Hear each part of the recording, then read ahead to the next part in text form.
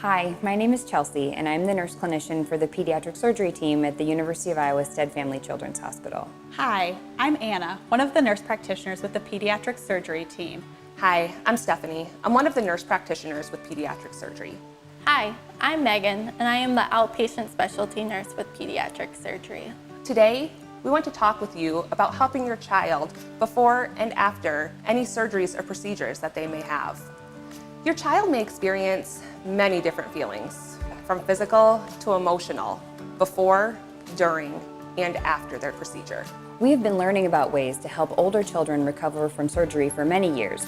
Now we have designed a program that uses relaxation and music therapy as part of pain management. Depending on the type of surgery your child has, we are going to give them the best recipe of pain medications to give them the best pain control. This could include oral medications, IV medications, or possibly an epidural. But medicine is not the only way to relieve pain. Music therapy and relaxation can help increase the effects of medicine by 1, making your child feel more calm, and 2, by promoting a sense of well-being. Patients who benefit the most are patients who have a longer stay in hospital, who have more challenging operations.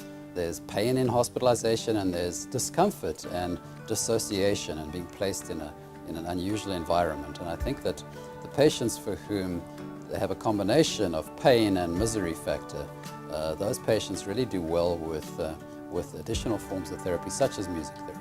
Even if your son or daughter is very mature and calm, you can expect some more challenging behaviors while they're recovering in the hospital.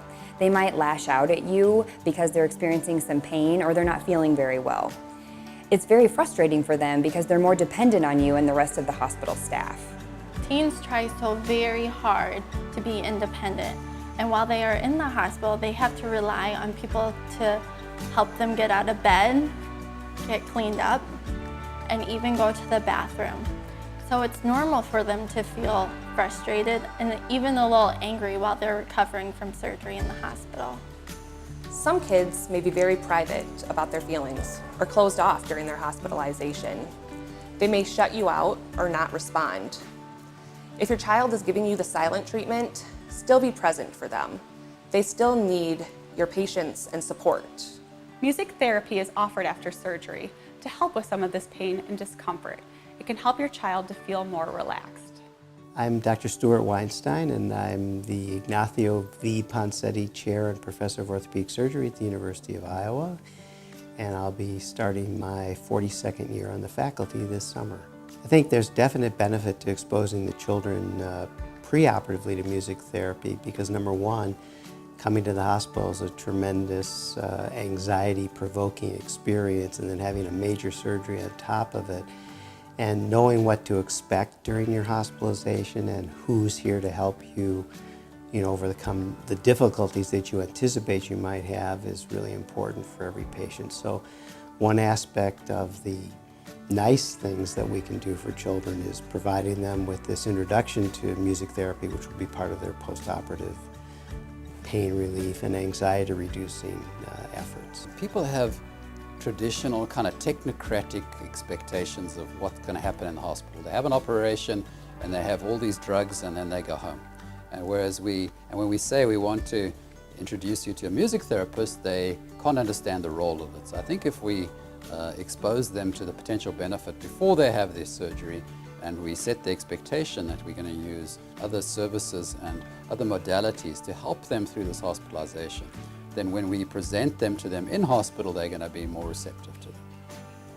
I've absolutely seen positive effects from musical therapy on our patients post-spine surgery, and actually the musical therapists did a study on my patients with and without music therapy showing that it made a significant difference.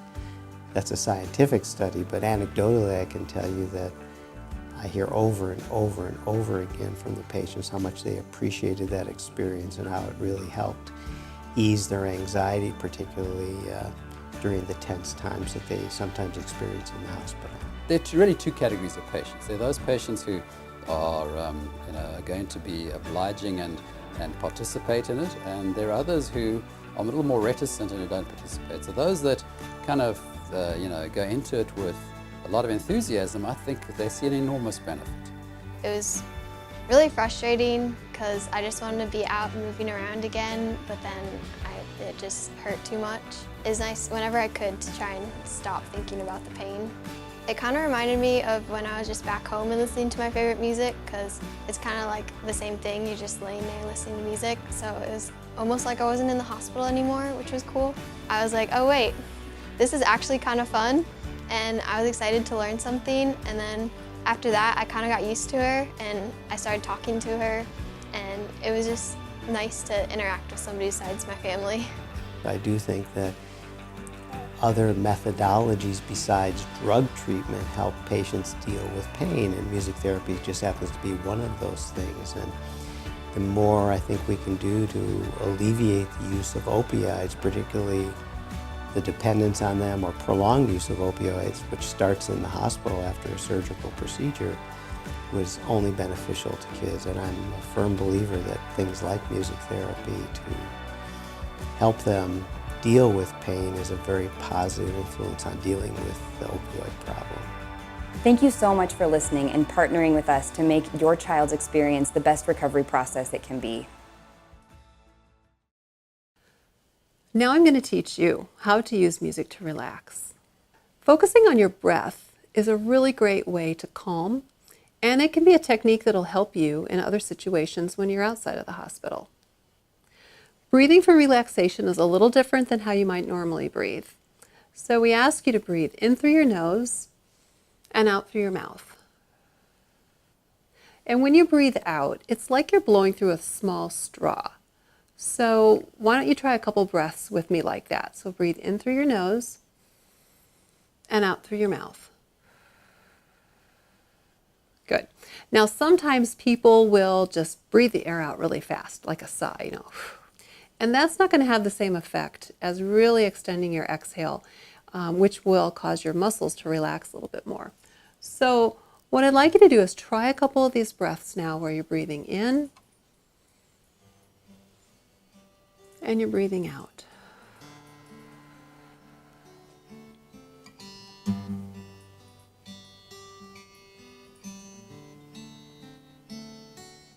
Okay. Now what we're going to do is try to take those breaths and breathe to the beat of the music a little bit. So I'm just going to have you breathe in for a count of 4 and then blow the air out for a count of 8. So it's going to look like this. You're going to let your air out and breathe in, 1, 2, 3, 4, and out, 2, 3, 4, 5, 6, 7, 8, and done. So it seems like a really long time to breathe out, but that's what we want to try to do. So let's do it one more time. You're going to breathe in for 4 and out, 5, 6, 7, 8, and stop. Good. So when we're doing this practice session right now, I want you to try breathing like that now and then you can go back to your normal breathing. So now that you're beginning to use the breathing, I'd like you to just begin to focus inward. If you want to close your eyes, you can. And I'd like you to imagine yourself in a favorite place. It might be out at a beach that you've been to before. It might be out in the woods, near a mountain. It might even be just a favorite room in your house. Maybe your bedroom or a gaming room or a room where you like to watch television. I'd like to picture yourself there, and we're going to imagine that if you're indoors, you're near a window. If you're outdoors, you've got the sun shining down on you. So imagine the feeling of the sun warming the top of your head.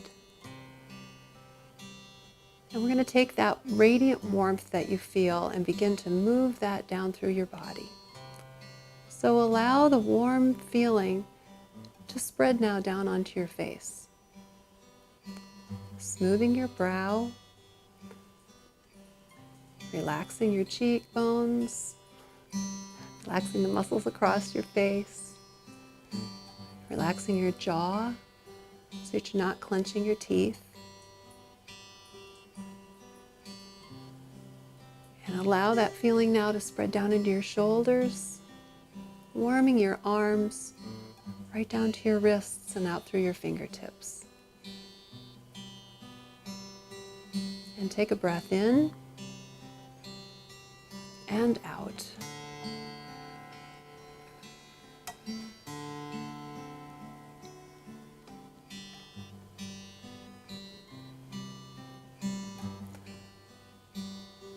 Now refocus your attention on your shoulders and take that warm, radiant feeling there and allow it to begin to spread down into your torso. Relaxing the muscles along your back, relaxing your abdomen, your stomach, and flowing down now into your legs, relaxing your legs, and letting the chair or the bed completely hold you. The warm feeling continues down into your lower legs and right out through your toes. And take another deep breath in and out.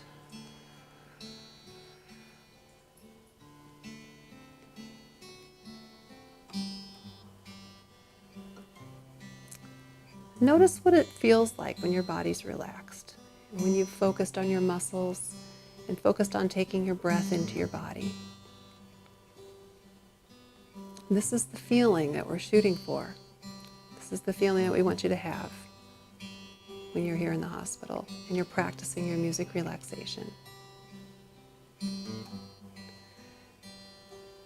And now I'd like you to begin to wiggle your fingers, wiggle your toes, open up your eyes, look around you, and bring yourself back into the room where you are, feeling refreshed and calm and focused. Thank you for trying that.